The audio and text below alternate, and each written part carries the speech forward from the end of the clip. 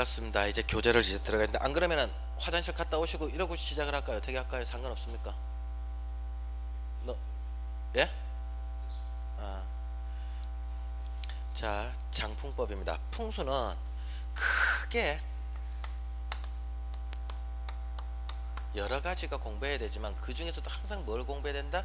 이거를 이제 공부하게 되는 거예요. 그 중에서 요 부분에 대해서 이제 좀 더 첫째 시간에 이야기했던 거 기억나십니까? 아파트 외벽에 부딪히면서 센 바람, 거센 바람 나쁘다.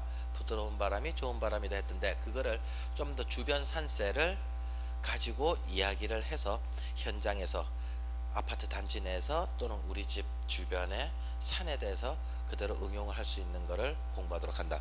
잠시 요번 한 시간은 전통 방법을 배워서 현대 응용하는 거예요.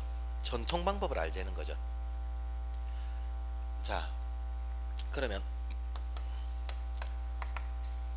우리 집이 있는데 주변에 나지막한 산이든 높은 산이든 뭐 막 많을 거단 말입니다. 그랬을 때 이쪽에서 이제 우리 집으로 산줄기가 연결돼 가지고 이렇게 산줄기가 능선이 점점점 내려갖고 우리 집 쪽으로 터가 왔는데 가운데 그럼 뭐가 있겠어요? 가운데 물줄기가 이렇게 만날 거다 이거지. 그러면 그 주변에 산세는 이 산이 연결돼서 요렇게 능선이 요렇게 이어지고 이쪽에 능선이 요렇게 이어지고 이러면은 좀 어떻게 보여요? 좀 보금자리처럼 감싼 것처럼 빈다 안 빈다? 보금자리처럼 감싼 게 보일 거다. 여기서는 또 이렇게 나갈 수도 있겠죠, 그죠? 사람들이. 예.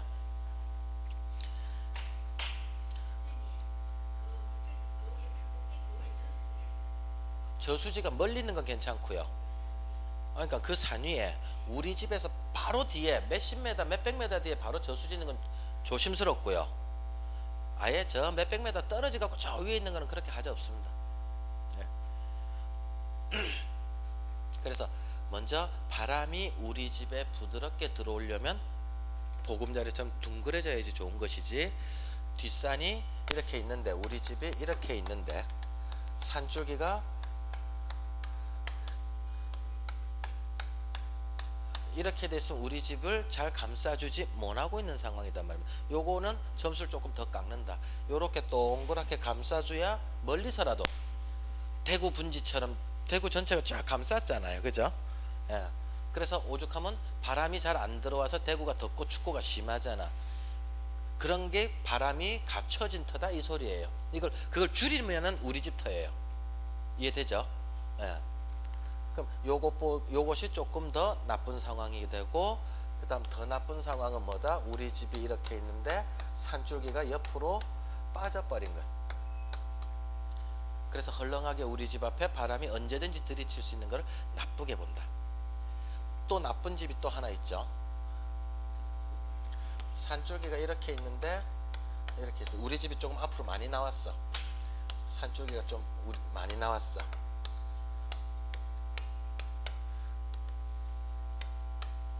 자, 이래 돼 있으면 바람이 어디로, 이게 산줄기가 요소 끝나고 요소 끝나면 바람이 어디로만 통할 수밖에 없어요?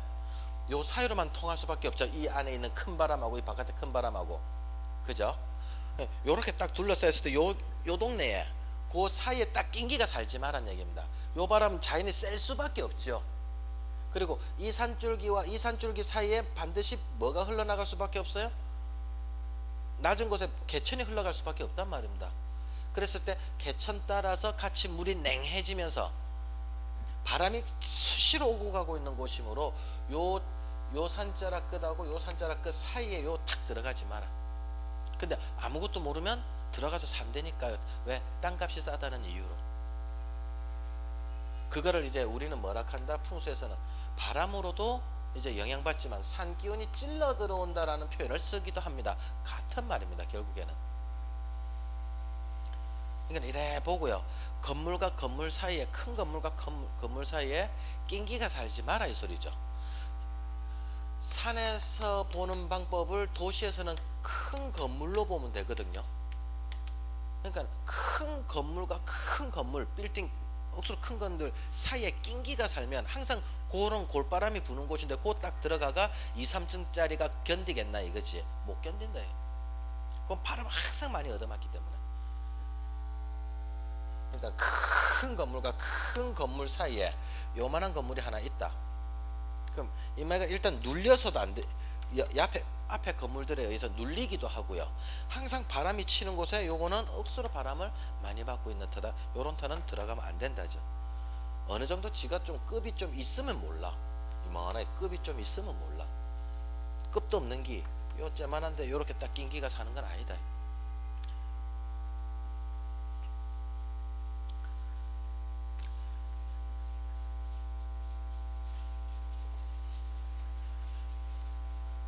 그랬을 때 주변에 여러 가지 산이 많은데 그 중에서도 특히 이쪽 산 하나, 이쪽 산 하나, 이쪽 산 하나 이래 가지고 요거는 무슨 산이에요? 뒷산. 그 다음 여기서 이렇게 바라봤을 때 앞산인데 여기서 반드시 물줄기가 어떻게 흘러가요? 우리 터와 이 앞산은 여기서부터 여기까지는 그대로 산줄기가 이어져서 내려올 수 있거든요. 능선 타고 이렇게 내려올 수 있는데 우리 터와 반드시 이 앞산은 앞에 물이 흘러갈 수밖에 없어요. 여기서 내려오든 여기서 내려오든. 제 말 이해됩니까? 그래서 여산에서 물 건너 그리고 또 우리 터하고 이 산줄기 터하고 또 가운데 개천이 있을 수 있다 없다? 개천이 있을 수밖에 없습니다. 우리 터도 높아야 되고 어느 정도 높아야 되고 이것도 산이기 때문에 중간에 계곡이 생길 수밖에 없고요. 이쪽도 우리 터가 어느 정도 높아야 되고 침수 안 당하려면 높아야 되거든요. 그 다음 이쪽도 산이기 때문에 요 사이에는 반드시 또 계곡이 있게 마련이에요. 그래서 요 사이에 있는 우리 터는 진짜로 산줄기 받는 거는 못 밖에 없다. 뒷산줄기만 제대로 받고 있고요. 나머지 산들은 어떻게 받고 있다? 물 건너 있는 산들은 어떻게 영향을 미친다고요? 눈에 보이는 걸로 영향을 미칩니다. 눈에 보이는 걸로. 그럼 눈에 보인다라고 하는 의미는 뭐냐면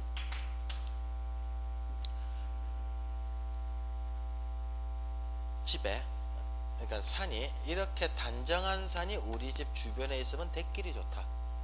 이게 단정한 산이에요. 모양이 반듯하고 단정한 산. 우리가 봐도 심플하면서도 균형 잡힌 산 있죠. 이런 산이 단정하고 아주 좋은 산이에요. 오죽하면 이 산이 무슨 산이에요? 이 산 귀산이고 이 산 부산이잖아. 근데 이런 산이 있다든가 반듯했는데 제가 아는 곳에 가서 이제 딱 보니까 반듯했는데 채석장이 들어와 가지고 채석 돌 캐는 회사가 들어와 가지고 이거를 몇 년 지나니까 이렇게 돼 버렸어요. 그럼 이거는 뭐예요? 우리 표현으로 의하면 다친 거다 안 다친 거다. 크게 다쳐서 잘려 나갔잖아요. 그죠? 잘려 나간 거 우리는 죄송합니다만 그냥 이 단어를 쓰잖아요. 그죠? 예. 이 단어처럼 산이 된 게 우리 주변에 있으면 안 된단 말이라. 근데 풍수를 모르면 어찌 돼요? 얘가 평평하잖아요. 산 다 깎아가지고요. 뒤에 산 파묻고 땅 평평하게 만들어갖고 이 땅도 팔아먹더라니까. 이 땅 들어갈까요? 하고 저한테 물으러 오더라니까요. 이 들어가면 된다 안 된다? 아까 좀 전에 썼던 단어 집에 들어가는 거하고 똑같단 말이라. 근데 이거를 사겠다고 하는 사람이 나타나더라니까요. 절대 안 된다고 했지.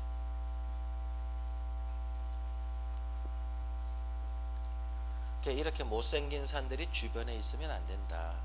자, 핑계를 하나, 그러니까 비유를 하나 들어볼게요. 집에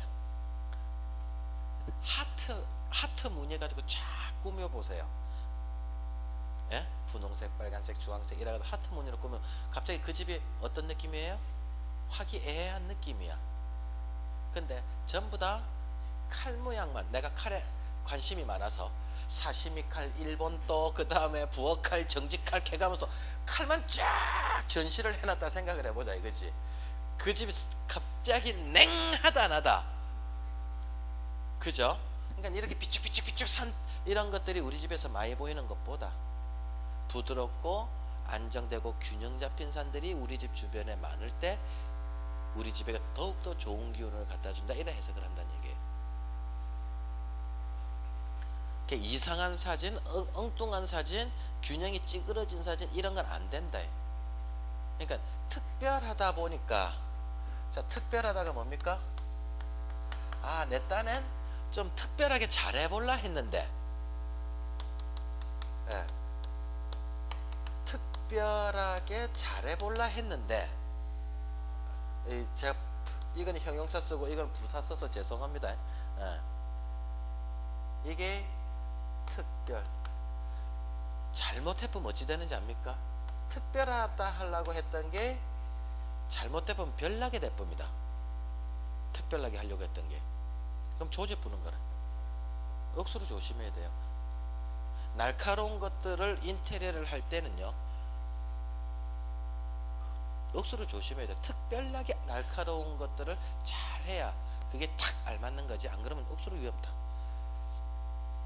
그래서 주변 산들은 일단 안정된 이런 산들, 돌들이 흘러내리는 산들, 이런 거 있으면 안 됩니다. 모양이 좀 반듯해도 돌들이 심하게 흘러내리는 산이 흘러내려온다, 안 좋다 이거지. 모양이 찌개졌는데도 그 사이에 뭐 이렇게 있으면 이거는 최악이죠, 그죠? 예.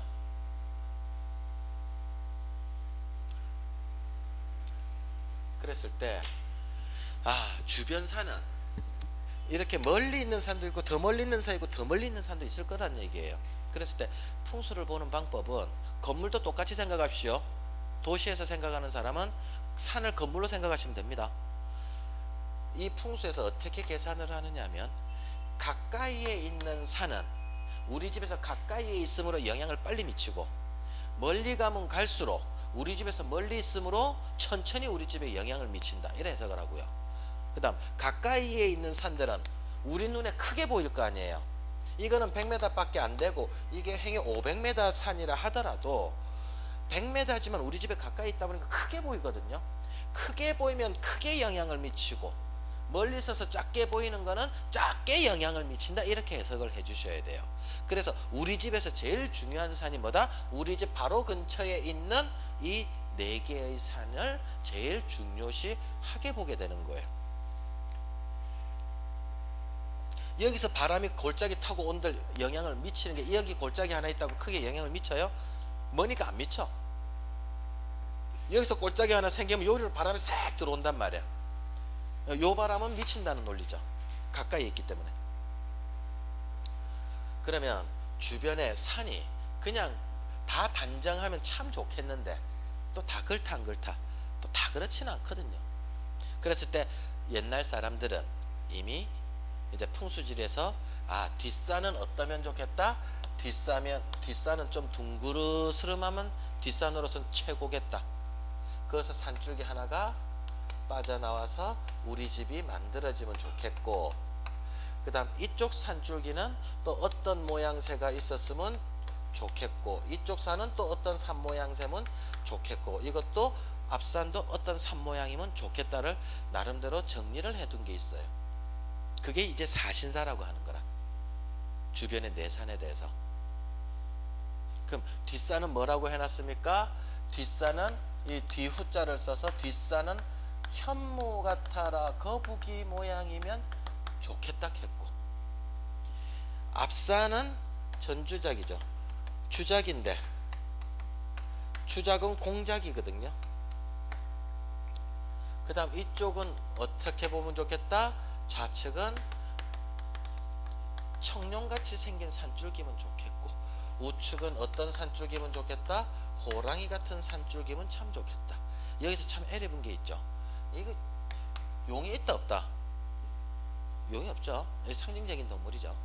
그 다음에 백호, 이쪽 산줄기가 호랑이 같이 생긴 산이 있다 없다, 이걸 어떻게 해석해야 될까 이거지. 호랑이 모양이 있을 수는 없잖아요, 항상 산마다. 그렇지만 이런 이제 어떤 상징적인 거를 이제 갖다 놨어요. 저게 이제 어떻게 해석을 하느냐. 먼저 앞 뒤는 헷갈린다 안 헷갈린다. 앞과 뒤. 앞과 뒤는 안 헷갈리죠. 뒷산이고 앞산이고. 근데 이쪽이 좌측이냐 이쪽이 좌측이냐는 건 어떻게 계산하냐면 대파이 쉽죠. 대청마루에 앉아서 이 집 주인은 누구예요? 이 사람 거죠. 들어가는 손님께 아니단 말입니다. 손님이 바라보는 거는 좌측이 어디에 이쪽이고 손님이 볼 때는 우측이 이쪽이야. 근데 이 집은 누구 거예요? 주인 거예요. 주인 거니까 주인의 입장에서 이쪽이 좌측 팔에 해당하는 쪽이 좌측 산줄기, 우측 팔에 해당하는 쪽이 우측 산줄기다 이 소리.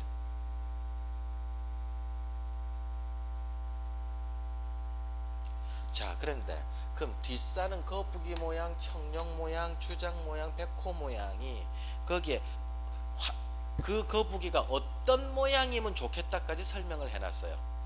청룡 모양이 어떤 모양까지 설명을 해놓고요. 주작이 어떤 모양까지, 호랑이가 어떤 모양까지를 다 설명했다. 거기 이제 교재에 보면은 수두하다라고 표현을 했고요. 청룡은 완연하라라고 나 한자 안 쓸게요. 완연하라라고 써있고 주작은 상무하라라고 써있고요. 백호는 준거하라라고 써있다. 참 한자 어렵습니다. 여기서 수도 한자 뜻은 뭐 써놓으세요. 들이울 숫자에 머리 두자입니다. 들이운다, 이렇게 내린다 이 소리죠. 예. 수구린다, 들이운다 이런 느낌이고요. 머리를 수도한다 뜻이고, 상무는 날아올 상자, 날아갈 상자에 춤출 무자고요. 날개짓하라, 춤추듯 날개짓하라 이 소리입니다. 그 다음 좌청룡은 완연하라. 완자는 꿈틀거릴 완, 구불구불할 연. 꿈틀거릴 완, 구불구불할 연. 우백호는 쭈구리를 준 걸터 앉을 거. 쭈구리를 준 걸터 앉을 거. 후현무는 수두하라, 전주작은 상무하라, 좌청룡은 완연하라, 우백호는 충거하라. 자, 이 말이 무슨 말이냐면 이 학문은 뭐라 했습니까? 역학이라 했죠. 자, 첫 시간으로 다시 잠시 들어갑니다. 역학은 바뀌는 학문이다. 뭐가 바뀌는 학문이다? 자연이 바뀌는 학문이다 라고 이야기를 했습니다. 자연은 낮밤이 바뀌고 계절이 바뀜으로 인해서 동물과 식물과 인간이 어떤 규칙적인 변화를 하더라 이거지. 규칙적인 변화를 하더라. 근데 여기에 가장 이렇게 규칙적인 변화를 하는데 낮밤이 영향을 미친단 말이에요. 제 말 이해되죠?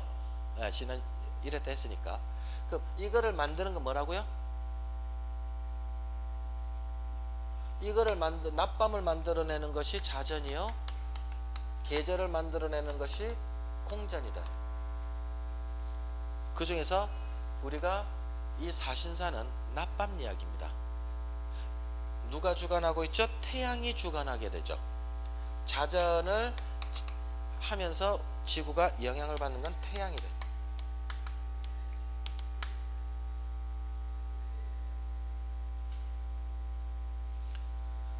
이 학문을 공부하다 보면요, 야, 이 학문 하늘의 학문이야, 우주의 학문이야, 야, 정말 대단한 학문이야.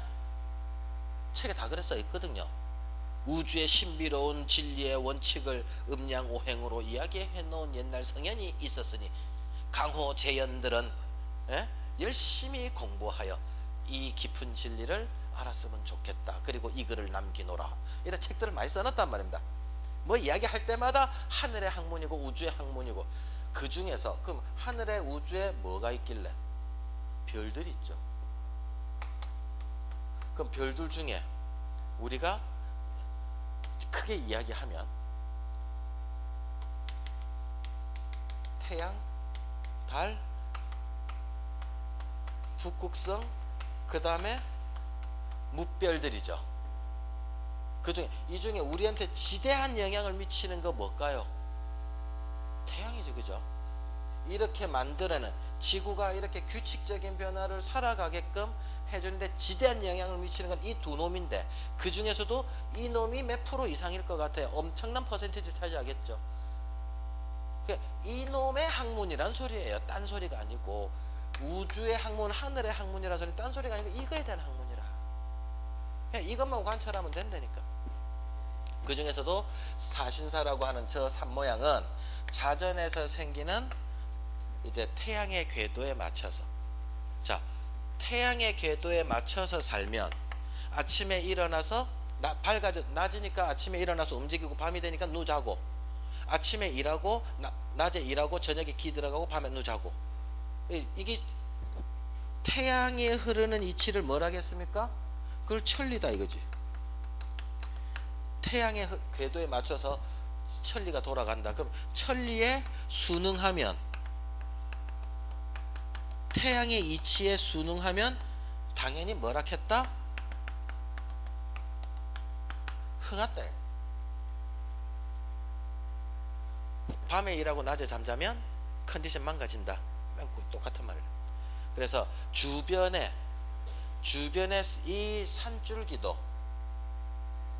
태양의 궤도에 맞춰서 제대로 딱 알맞게 되어 있으면 이 터는 좋은 터라고 해석을 하는 거고요. 태양의 궤도에 맞지 않으면 조금씩 나빠지는 터다라고 해석을 하게 되는 거예요.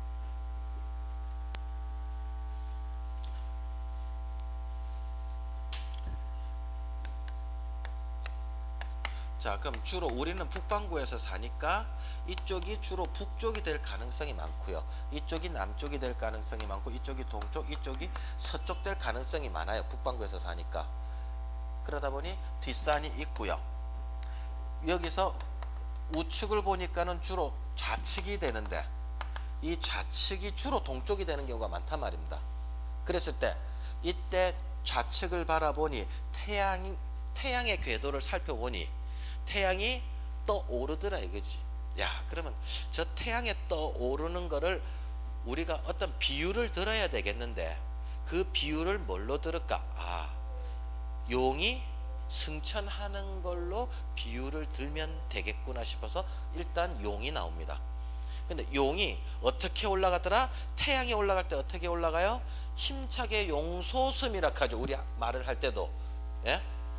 용오름, 이 바다에서 올라가는 것도 용오름이라 그러고, 또는 용소슴 친다라고 하는 단어도 있죠. 용이 칠 때 어떻게 수면에서 올라올 때라든가 들판에서 올라올 때, 태양이 아침에 뜰 때 어떤 지열 현상이든 뭐든 간에 이글 하면서 흔들리면서 올라오잖아요. 태양이 원래 흔들리는 건 아니지만, 태양은 일직선으로 올라오지만 우리 눈에는 착시 현상에 의해서 용이 어떻게 올라오는 것 같다? 태양이 이글 흔들 하면서 올라가는 모양이, 아, 꼭 용이 꿈틀거릴 완 구불구불할 연처럼 용소슴 치면서 올라오는 모양으로 본 거예요. 그래서 산 모양도 어떻게 하면 좋겠다? 여기서 이렇게 딱 바라봤을 때 산 모양이 구불구불하게 우리 집 터를 이렇게 올라오면 좋겠다 이거지. 그 다음 앞산은 주작가탈 했어요. 새 모양이라 했어요. 새 모양 이런 모양인데, 새 모양이 이런 모양이거든요. 여기서 집에서 이렇게 봤었을 때 앞산이 요래 생겨야 돼. 요게 우리 이제 새 모양이라 하는 거예요. 새가 발은 좁고, 예? 발은 두 개뿐이 안 되고 위에 몸통이 크잖아요. 근데도 불구하고 산은 그렇게 그릴 수가 없잖아. 이런 산은 없잖아. 이렇게 생긴 산은 없잖아요. 예, 여기가 다리고 이 몸통이 이런 새같이 생긴 산은 그릴 수 없으니까 어떻게 표현을 했느냐. 자, 요거는 왜 새가 되느냐. 이게 날개짓 하는 거고요. 이게 날개짓 하는 거고요. 요게 목줄기 대가리 빠진 거거든요. 요렇게 새를 해석하셔야 됩니다. 태양이 중천했더니, 옛날 사람들 입장에서 태양이 중천했던 걸 뭘로 비유한다? 옛날에는 나를 수 있는 게 비행기도 없었고 로켓도 없었고 미사일도 없어서 나르고 있는 거는 단 하나밖에 없었다. 새. 그래서 태양을 새에다 비유를 하게 됩니다. 아, 그럼 저 새가 이제 우리에게 어떤 영향을 미칠 거다 이거지. 그래서 우리는 거기에 반응을 할 거다. 새를, 저는 그때 옛날에 고민했던 게 뭐였느냐면, 이게 용이면 그 다음에 이거에 버금가는 게 뭡니까? 용호상박이라고 이야기하잖아. 이해됐어? 용이 나타났으니 호랑이가 나타난 거 이해되더라고요. 같은 동급이다. 그 다음 새로 따지면 용봉이라 하죠. 우리가 용하고 또 어느 정도 급을 이룰 수 있는 건 봉황이어야 돼. 봉황이 아니고 근데 주작이라 했거든요. 왜 주작인가를 제가 무지무지 고민을 했습니다. 여기 이 주작 때문에 제가 감히 태양의 궤도라고 이야기를 할 수 있는 일이 생긴 거예요. 이건 지금 대학원 수업입니다. 일반인들한테 이해하라면 이해 안 되죠. 왜 봉황이 아니고 주작일까? 태양의 궤도를 딱 생각하면 답이 나오는 거라. 저 새가 주작이어야만 꼬리를 쫙 피면 어찌 됩니까?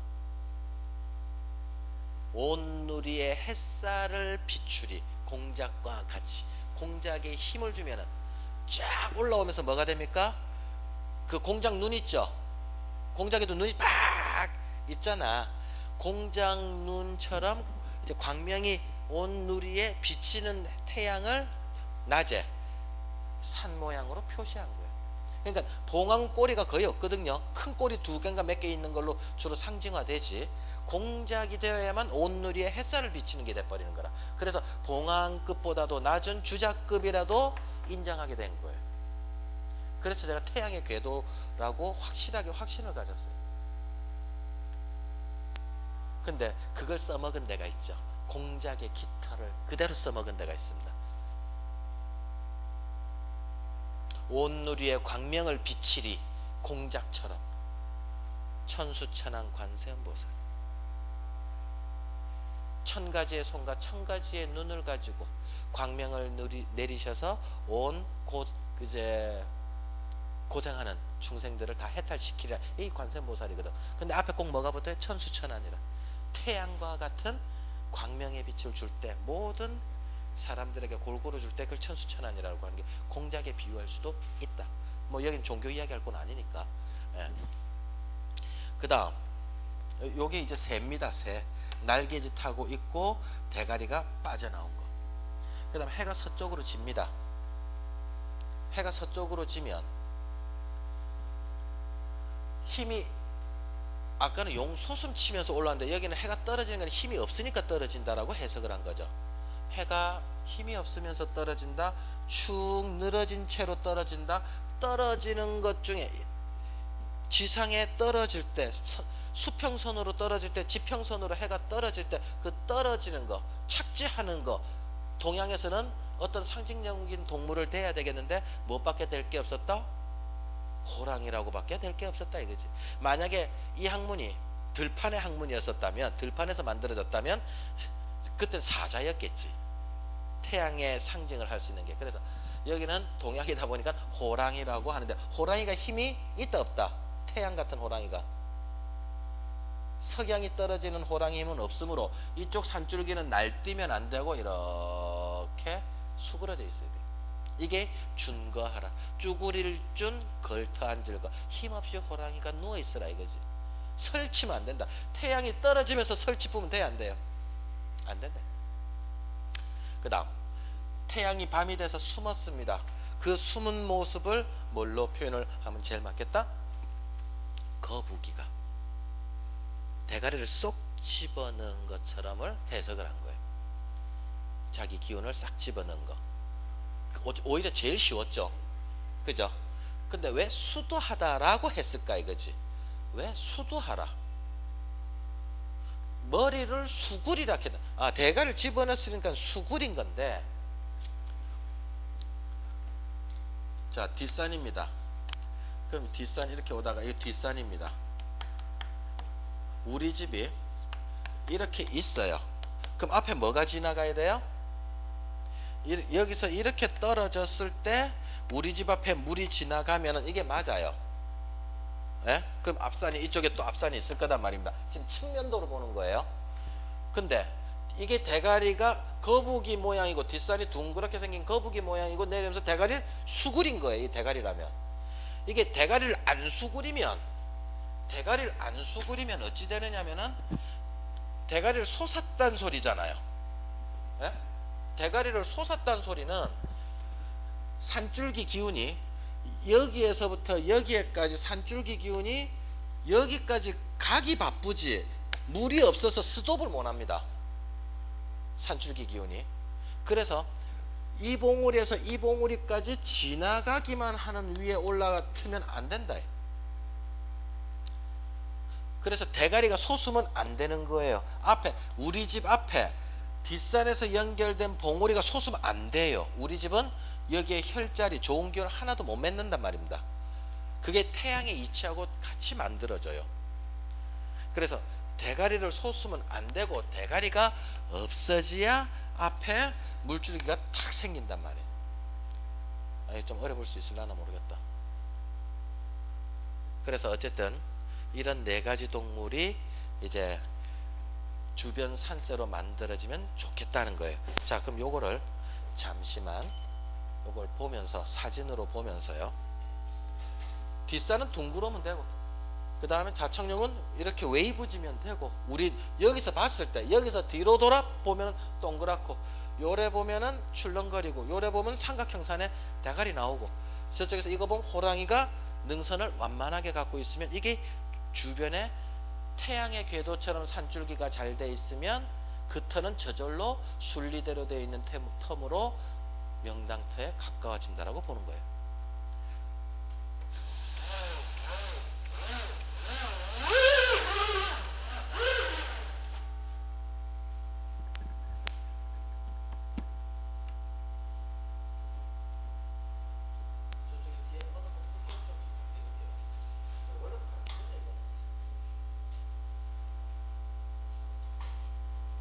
꺼주세요. 더 꺼줘야 더 이쁘게 뜬다. 오케이.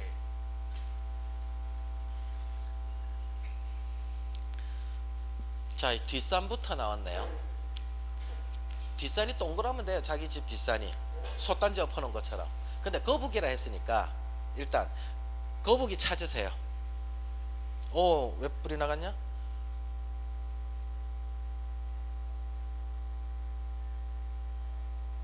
조금만 기다려 주세요.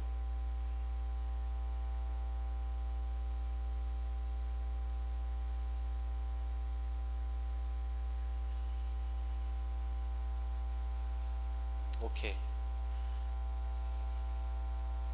자, 거북이 찾으세요. 찾았다 손.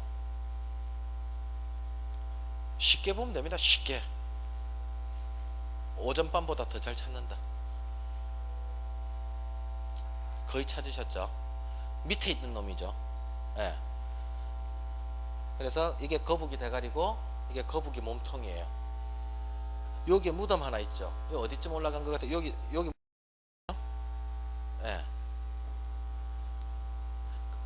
이게 거북이 대가리가 이렇게 솟아쁘면 여기 무덤이 안 생긴다는 얘기입니다. 솟은데 이쪽에 또 생겨야 돼요. 예, 요거는 그 다음 안 솟아시기 때문에 이쪽에 이제 생길 수가 있다. 경상도 무덤은 이런 스타일입니다.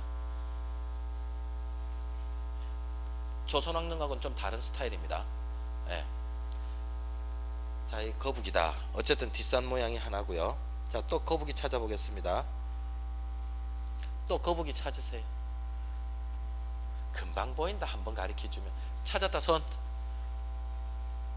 너무나 쉬워서 손은 안 듭니까?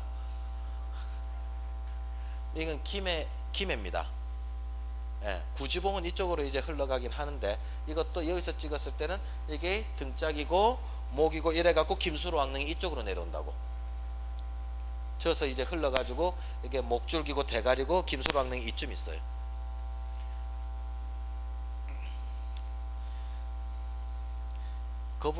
거북이처럼 보이죠? 예. 근데 이게 산 모양이 다 방향에 따라서 다르게 보일 거 아니에요. 동서남북에서 보는 방향이 다 다르니까 어디서 찍느냐, 이제 그거죠, 그죠?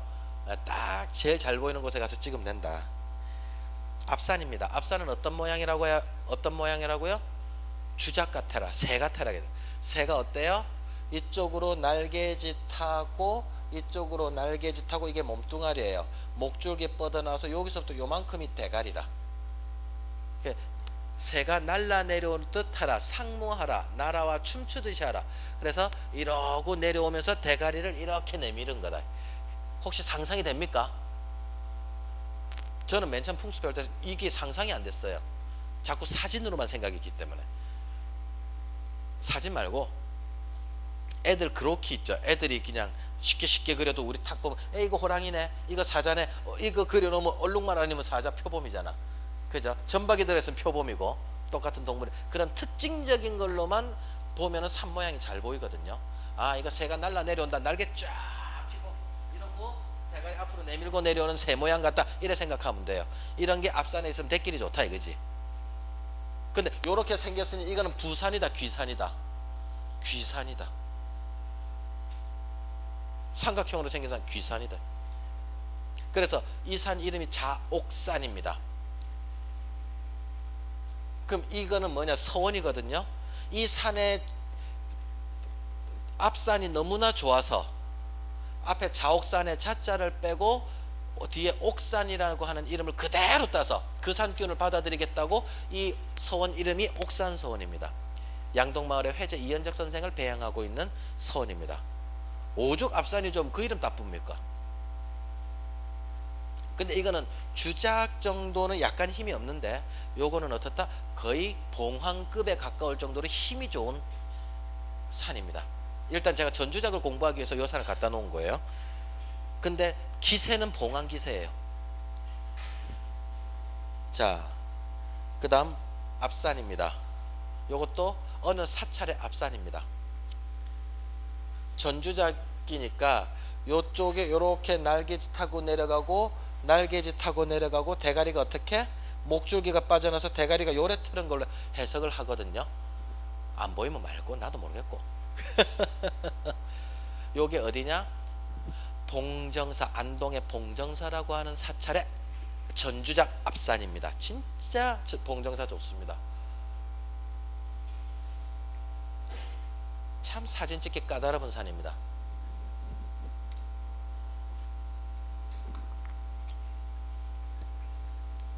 노출이 안 맞아, 노출이. 예.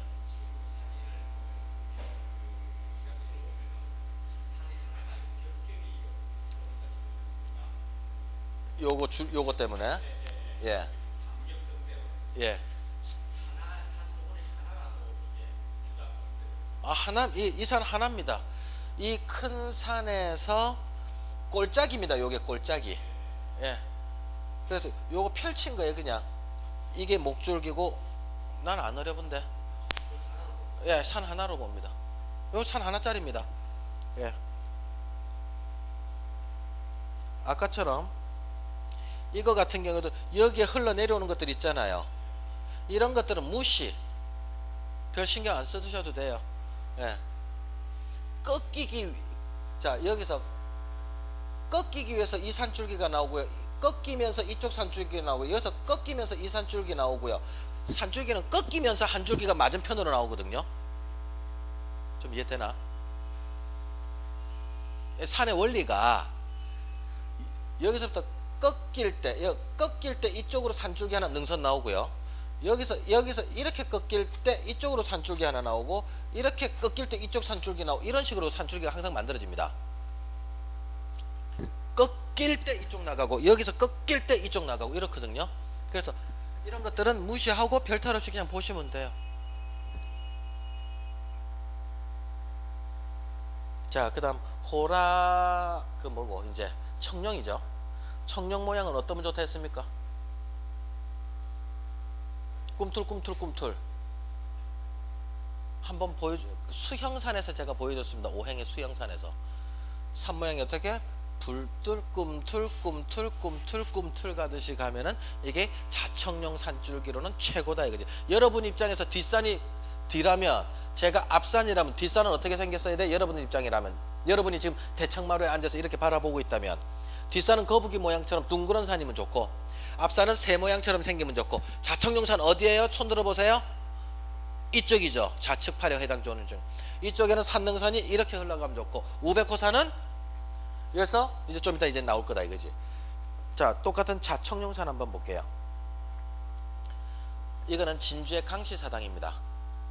진주의 강시사당에서 올라가서 자청용을 찍으니까 뿔뚝 뿔뚝 뿔뚝 하고 가요. 이 자청용으로선 A급이다.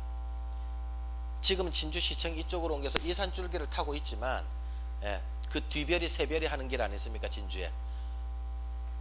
자청용이 꿈틀 꿈틀 꿈틀. 요즘 강시사당 가면 이제 이거 못 봐요. 이 크레인 있죠. 이 크레인 올라가고 롯데캐슬 생겼어. 그 다음 이 산줄기 하나로 보면 돼요. 여러 개 겹쳐도 상관없어요. 우리 눈에 보일 때 이렇게 보이면 돼요. 오케이?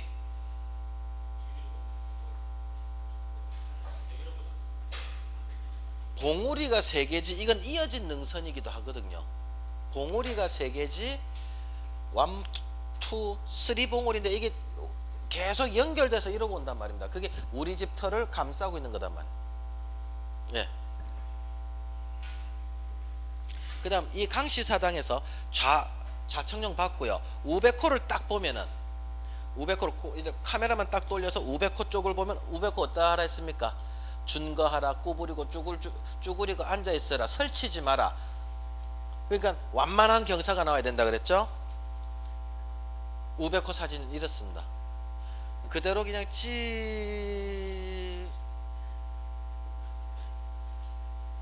진짜 평평하죠. 그죠?